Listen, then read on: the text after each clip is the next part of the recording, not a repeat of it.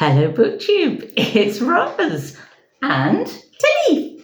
formerly of Tilly's Shelf. Still sort of. I mean, the videos are still there. She's not getting any more. And we're actually together, Which we always love. and means we can talk about books. So we're overdue to talk about Starlight and Moonshine. Very overdue to talk about Starlight and Because Moonshine we by wanted Joe to O'Malley. talk about it together. Together. Well, obviously, because there's lots of other little things going on. But we particularly wanted to do a shared video about Starlight and Moonshine by Joe O'Malley, better known on booktube as Two-Title Trek. Yeah, so Joe is a person of many, many, many talents. Yes. And does this fantastic shaky sonnet show. Oh, the Joe's or Two Tights videos about Shakespeare's sonnets were one of the things that sort of have given me the greatest pleasure on booktube, I have to say. And now we've got a series about obscure Pulitzer Prize winners, which is intriguing. I don't love it in the way I love the sonnets because they were just like so special to me, but it's very, very interesting.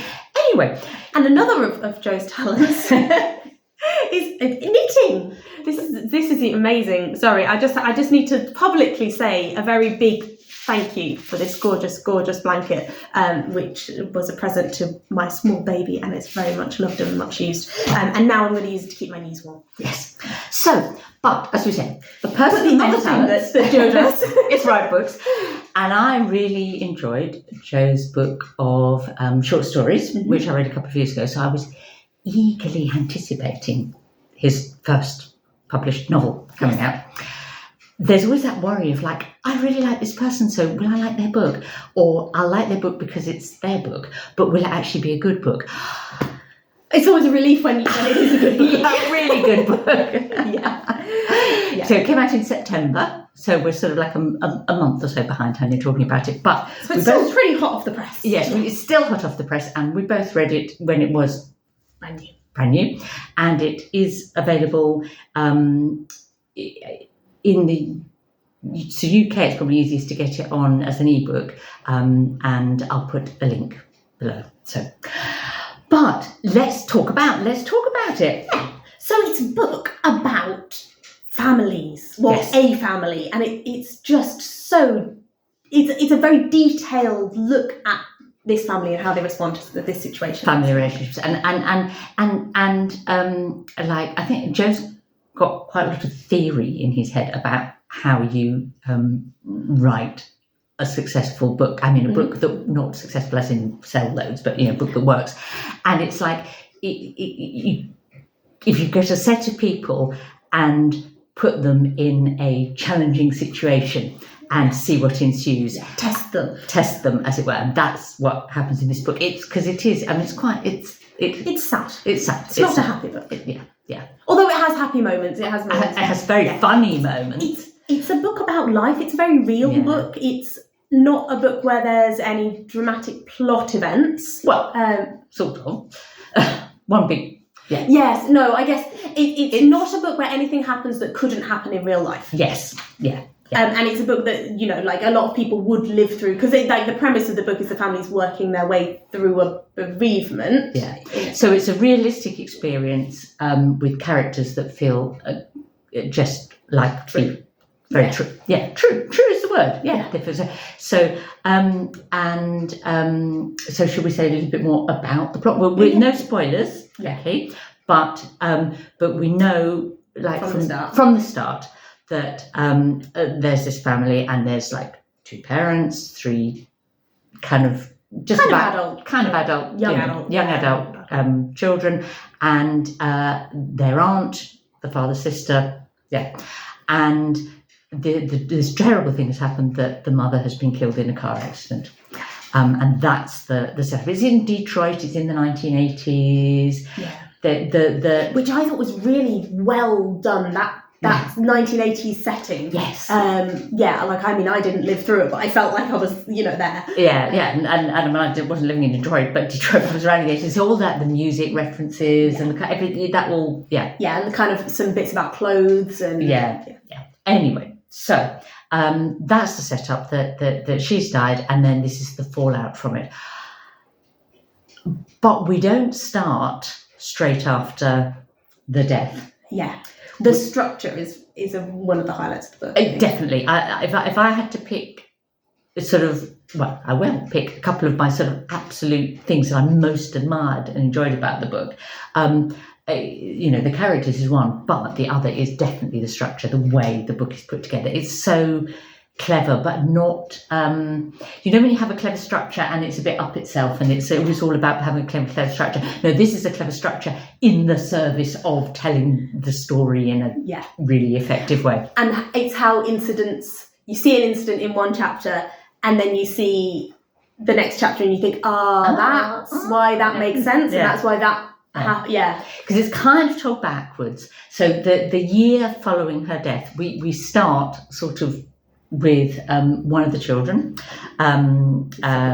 Jack, and how he's kind of dealing with it, and he's like kind of opted out of school and is doing and he's telling people, I'm working here because I'm saving up to go to college, I think he says, but he's not really, but he just finds it easier to say that because everyone has expectations of him, and that was all very convincing, that you're a bright boy, so you've got to do something with your life. And actually what he needed to do was just do something practical that kept him moving, and going through, just to deal with the grief. And a bit of like self-discovery and growing up and so on. And then we have another of the children, Colleen, and they're both in the first person. And then in the third chapter we get Addie. And Addie's the star of the show. She is. She is the star of the book, let's face it, because she is both dreadful and believable and touching. Yeah, and I really kind of loved her and cared for her. She's the aunt. The sister-in-law. And I could see why she was acting how she did, and why. But also why everything that she did was sort of wrong. Yeah. And she's sort of she's both really self-centered and really well-meaning at the same time. Yeah, she's trying to be caring, but she doesn't. She mixes it up. She doesn't really understand what other people want. And need. And she feels misunderstood herself a lot. And she's very sort of sensitive, rejection sensitive. She just very and I can relate to that. I know Addie's. I've met Addie's. She's totally so although she's quite a sort of, in a way she's quite like, you could say she's quite an exaggerated character, except that actually absolutely it nails a particular. I would say, I wouldn't say she's exaggerated. No. I'd say she's just very well described. Yes. Of that type of person. The kind of person that you could, if you were being mean, you could say that they were a narcissist. Yeah. But actually, that's not really considering things from a holistic point of view. And she's quite different from Hannah the mother, but there's also elements of similarity, and you can see how James the father could go from being really close to his sister Addie to marrying Hannah, being absorbed in Hannah, and why then Hannah and Addie might clash a bit.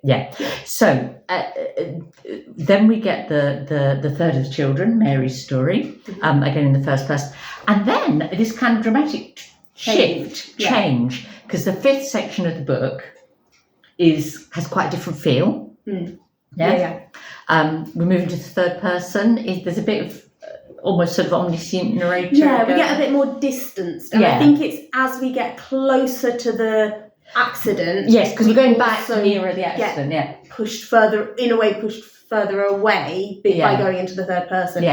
Which I thought worked. Oh yeah, absolutely. And it also means that we get a little bit more looking back and looking forward. So we find out a bit more about James and Addie's life as children, and a bit more about James and Hannah's relationship, and they're married. There's a sort of, so it sort of fills things out, the fifth section. It tells us a bit more about, and it fills in some things that we don't get because we don't get the future. And you get a kind of understanding of, because of James's behaviour that you've seen in Jack and Kalina Mary's sort of sections, where you think like, oh, come on, be there for your kids. They're grown up, but they're still kids, you know. Yeah. And then you sort of see. Yeah. It's really well done, because every character that you read, you suddenly think, oh, that's why they're being like that. That's why you know, like every character is behaving in a way that is internally coherent, that's right for them, and that they sometimes need that bit of, you know, because people do behave badly sometimes, and human beings do. Human beings are human, but they're normally not doing it because they want to be mean, really malicious. Or useless or whatever. They're just angry or sad or processing things, all of those things, and it's a very psychologically understanding novel. Yes, very humane. Yes, that's a good word. In the way that George Eliot is, say, or you know, like writers that can show people in the round with their bad and their good, and make you feel understanding towards that. And then the final section, we finally get Hannah's voice, Hannah, the dead mother, and that was I was really glad to get that. And we're back in the first person, and yes, it's very stream of consciousness. I think I'm trying to remember actually. I think the very last couple of pages, I think, worked a little bit less well for me. Oh yeah. But I can't quite put my finger on why. But I don't know whether I was just so reluctant, because I knew what we were kind of heading towards. I was quite reluctant to. Well, I'll tell you what I thought. Yeah. I thought it was a good portrayal of someone who's drunk. That's true. Yeah. And that it's sort of almost. Deteriorating, breaking as it goes down. As it goes along. And that's another thing that we get quite well from this, is a good exploration of functional alcoholism. Functional alcoholism. And that kind of board where it's like, well, is it a problem? Is it not a problem? And the person convinces themselves it's not a problem, but people, it is a problem. But people around them might see it as a problem or not, or depending on the day. And Hannah's and where you might have, like at the beginning, I might have slightly despised Hannah for, you know, drinking and driving and leaving her family in this position, and by the end of the book, it's like. So a good book, a good read. It's not long. No, it's very, very easy to. But it's one of those books. I can't think of the words. You know when a book is short, but yet it covers a lot of ground in ideas and where it takes you. It kind of the emotional journey. I have to say one thing that made me sad. Yes.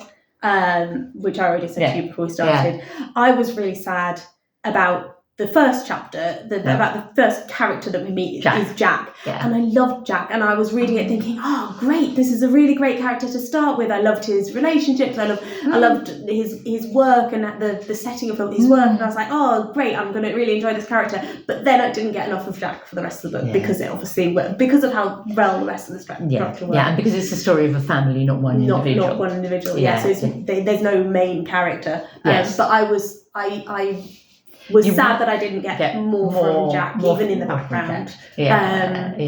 And I guess there were hints, or there's a couple of messages as to what happens in the future that made me just like, no spoilers. I'm not spoiling anything, but I just I understand that, but then as I read the book, I kind of understood why that was. Why, because I was like, oh, but we've not come back to Jack. Well, then he's there. He's there. He is obviously part of the family. But no, I just had, you know, when you connect with a character and you think, oh yes, that's interesting, and probably different people would connect with different characters. So, but yes, it until you've worked out that what you're going to do is keep jumping character, you kind of there's that expectation maybe that you're going to So do we recommend it? Yeah, definitely. Strongly. do read it. You will not be disappointed particularly if you enjoy like a character-based character-based novel. Yeah. And thank you, Jo, for writing something so lovely that we could enjoy. Bye.